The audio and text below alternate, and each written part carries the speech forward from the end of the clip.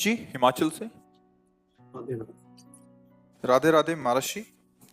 महाराष्ट्री, मैं शराब मांस मछली का सेवन करता हूँ। कई बार छोड़ने का प्रयास भी कर चुका हूँ पर छोड़ नहीं पा रहा। महाराज जी, बार बार ध्यान उसी तरफ जाता है, कृपया मार्गदर्शन करें। कैसी बात करते हो? प्रयास करे छूट ना पावे, ऐसा कैसे हो सकता है? शरीर ही छूट जाएगा एक दिन। फिर ये गंदी बातें क्यों नहीं छोड़ सकते? आप इतने कमजोर हो गए हो कि देख लो, आपको मन कितना तोड़ दिया कि आप कहते हो मैं छोड़ना चाहता हूँ, छोड़ नहीं सकता। ऐसी ये बात तो हमारी समझ में कम आती है कि आप छोड़ना चाहें और फिर वो छूटे ना। ऐसा कैसे हो सकता है? बाहर से सुन के आप छोड़ने की बात करें, अंदर से सुख बुद्धि आपकी उसमें है। अंदर से सुख बुद्धि, इसलिए आप नहीं छोड़ पा रहे हैं। क्या लाभ आपको शराब पीने से मिलेगा? हमें एक भी लाभ बता दीजिए आप शराब पीने में। शास्त्रीय निषेध तो है ही, पंच महापापों में ये रखा गया है शराब, लेकिन लाभ क्या है इसमें आप बताओ। एक तो आपका पैसा जाता है, अगर उसी पैसे की मिठाई और सामग्री लाते हो, घर में बच्चों को बांटते, तो कितना खुश होकर आपके गले लगते, मेरे पापा, मेरे भैया, या मेरे जो आपने उतने की शराब पी। आपके अंगों को भी नुकसान पहुंचता है, जो आपके अंग हैं उनको हानि पहुंचाती है। शराब से किसी के अंग पुष्ट होते हैं क्या अंदर के? सब कोई जानता है कि स्वास्थ्य के लिए बहुत हानिकारक वस्तु है, लाभ इसमें नहीं है। अब इसमें जो आपको आनंद अनुभव होता है, उसका कारण होता है बुद्धि की शिथिलता। जैसे आपने पीना, तो आपकी जो बुद्धि बहुत चिंतन कर रही थी वो मंद हो गई, शिथिल हो गई, तो आपको लगा यार मौज आ गई। वो आप भजन से कीजिए, बिना किसी नशे के आप परमानंद में नहीं, आप समझ में नहीं आ। जैसे आप सोते हैं तो आपको नींद बहुत अच्छी लगती है, आप 5-6 घंटा सोने के बाद देखो कैसा अनुभव होगा। हाँ, ऐसा अनुभव होगा ना। क्या खास बात रही? 6 घंटे संसार का चिंतन नहीं किया, उसके खास बात ये रही कि बुद्धि 6 घंटे संसार का चिंतन नहीं की, इसलिए वो सुख का अनुभव कर रही। तो जागृत में भी ऐसी अवस्था की जा सकती है कि भगवान का चिंतन करते हुए सत भावना से आप, तो देखो 6 घंटा आप जो नींद लेते, उसमें जो आपको सुख मिलता है, वो संसार का चिंतन छोड़ने के कारण है। आप 6 घंटे संसार के चिंतन से रहित रहे तो आपको लगा हाँ, और इंद्रियां बलवान हो गई, चेतना नई जागृत हो गई। और अगर ये ऐसा जागृत में हो कि असत चिंतन संसार का हो ही ना, तभी तो चलते फिरते उठते बैठते महात्मा समाधि में कहा जाता है, क्योंकि भगवान के चिंतन में रहता है। भैया, जो शराब से तुम या किसी नशे से, आप देखो गंभीरता से देखना, वो तुम्हारी बुद्धि को शिथिल करता है, तुम्हारी चेतना शक्ति को शिथिल करता है। तो तुम्हें लगता है कि बहुत मस्त है। जहां तुम्हें हाथ रखना चाहिए रखने के सामर्थ्य नहीं, जहां पैर रखना चाहिए वहां रखने के सामर्थ्य नहीं, जो तुम्हें बोलना चाहिए बोलने के सामर्थ्य नहीं, तुम्हारी सामर्थ्य को वो दबा दिया। तो तुम उसको क्या मानते हो कि वो बड़ा मौज आ गई, बड़ी मस्ती आ गई। नहीं, आप लोगों ने तो देखा होगा, हमने यहाँ देखा अपने वृंदावन में, जब रात्रि में आ रहे थे तो एक छोटी सी नाली थी, और एक भैया जी यही पान किए हुए थे, तो अब वो नाली को ऐसे देख रहे जैसे समुद्र पार कर ला। बार बार पैर ऐसे उठाते, फिर ऐसे करते, आखिरकार वो छोटी सी नाली में उसी में गिर गए। अब बताओ, क्या ये सुख है शराब का?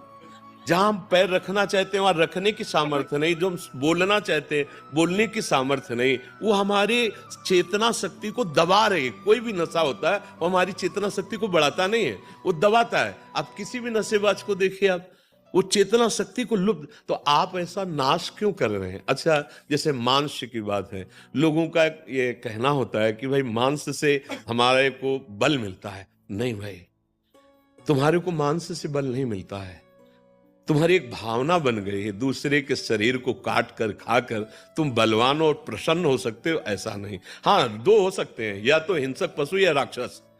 आप दोनों में से अगर कोई है तो हमारी कोई बात ही नहीं है आपसे। अगर आप राक्षस नहीं हैं और आप हिंसक पशु नहीं हैं, तो फिर ये नहीं। आपके संयम में जितनी ताकत है उतनी ताकत किसी भी खाद्य पदार्थ में नहीं है। संयम से रहिए, और नमक रोटी भी खाएंगे ना आप, तो आप पुष्ट रहेंगे, आप प्रसन्न रहेंगे, आप मुस्कुराते नजर आएंगे। अभी बेचारे दीनहीन पशु पक्षी, मालूम मुर्गा है, ये सब अभी तो राक्षसी भाव है। हमारी समझ में आप अपने लिए बहुत हानि का कार्य कर रहे हैं।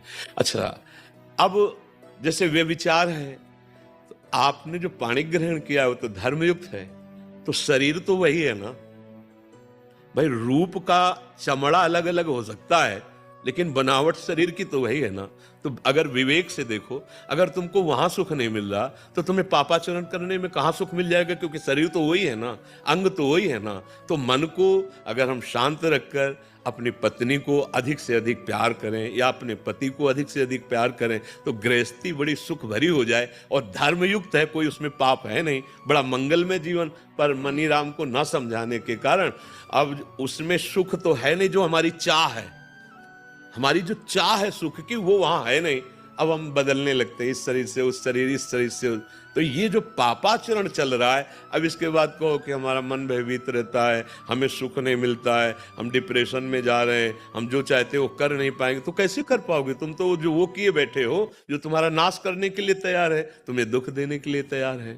तो इसलिए हमारी प्रार्थना है, अभी अवसर है, अभी संभाल लीजिए अपने आप को। ये शराब, ये मांस, ये सब सच्चाई से, ईमानदारी से, गुरु कृपा बल से चल रहे हैं। कोई पापाचरण, कोई गंदी बात, कोई छल कपट, कोई नाटकबाजी नहीं। हर समय हृदय आनंदित रहता है, क्योंकि प्रभु साथ है ना।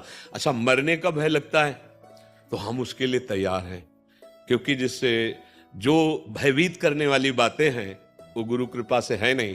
तो लगता है शरीर छूटेगा, और जिसके लिए जीवन भर भजन किया उसके पास जाना है, तो डरना क्या यार, उनके पास जाना है ना हमें। तो हमें डर है नहीं इस बात का। तो ये हम बातें इसलिए आपको बताते हैं कि ये आप भी तो धारण कर सकते हो। बिल्कुल नहीं भाई, हमारी प्रार्थना मानिए, छोड़ दीजिए, नहीं तो फिर प्रकृति आगे दंड देगी, तब आप छोड़ देंगे। छोड़ना तो सब कुछ यहाँ पड़ेगा ही, तुम कुछ छोड़ो या ना छोड़ो, सब कोई तुम्हें छोड़ रहा है। देखो, बाल्यावस्था छोड़ के जवानी आई, जवानी छोड़ के बुढ़ापा की तरफ कुछ पकड़ पा रहे हो क्या? सब छोड़ रहा है ना तुम्हें।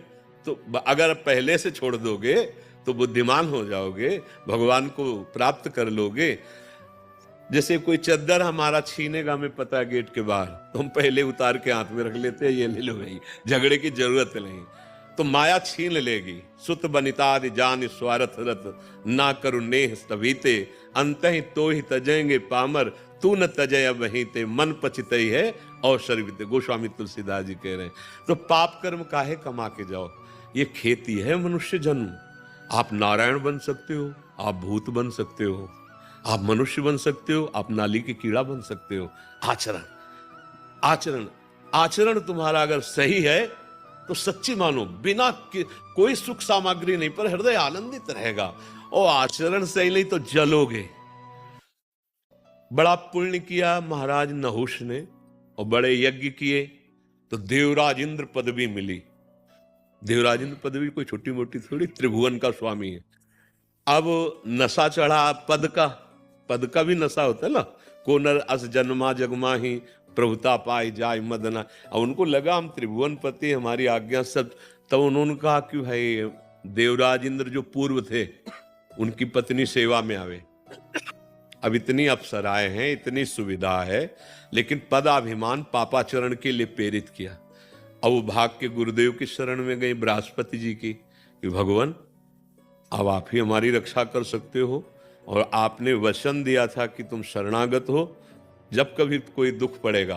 तो अब भगवान इससे बड़ा दुख क्या कि अब ऐसा है, त्रिभुवनपति पद पे बैठा हुआ है और इसकी आज्ञा का पालन करना होगा। तो उन्होंने बहुत बुद्धिमानी से कहा, हाँ जाओ, कह दो कि हम तुम्हारी शर्त स्वीकार करती हैं, पर अभी तक जितनी सवारियों में हमारे महाराज इंद्र आते रहे, आप उनमें से एक भी सवारी में मत आए। आप कुछ ऐसा अलग आए सवारी में जिससे हम प्रसन्न होकर आपका स्वागत करें। तो वो पूछेगा तुम कि क्या सवारी से?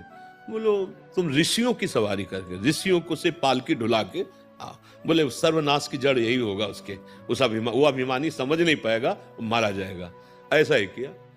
सची जी गई और कहा कि हम आपकी जो आज्ञा गई थी उस पर विचार किया है।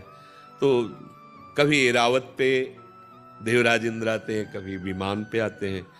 हम चाहते हैं आप ऐसे सवारी पे आओ कि आज तक कोई इंद्र ऐसा किया ही ना हो। तो उसका आदेश कीजिए, तो आप सप्त ऋषियों की पालकी जुतवा और उस पर बैठ करके आओ, और शीघ्र आओ आप, हम आपके मिलन के लिए महल में इंतजार कर रहे हैं। अभिमानी आदमी, पापाचरण करने वाला, ये जान नहीं पाता कि मेरे नाश का कारण क्या है। अब जो जगत बंदनी ऋषि है, उनको पालकी में आज्ञा कर दी जोतने के लिए था, वो तो देवराज की आज्ञा है। अच्छा, इतना व्याकुल हो गया कि कहा सर्प सर्प सर्प। सर्प माने होता तीव्र गति से चलो, हाँ जल्दी। लात मारी ऋषि के मस्तक पे, कहा सर्प। बस लौट पड़े और कहा कि नीच पापी, तू त्रिभुवन पति पद पर बैठ करके और हम ब्रह्म ऋषियों को पाल, जा सर्प हो जा। तो 10,000 वर्ष तक अजगर योनि को प्राप्त हुए। कहा देवराज इंद्रपद और कहा अजगर योनि।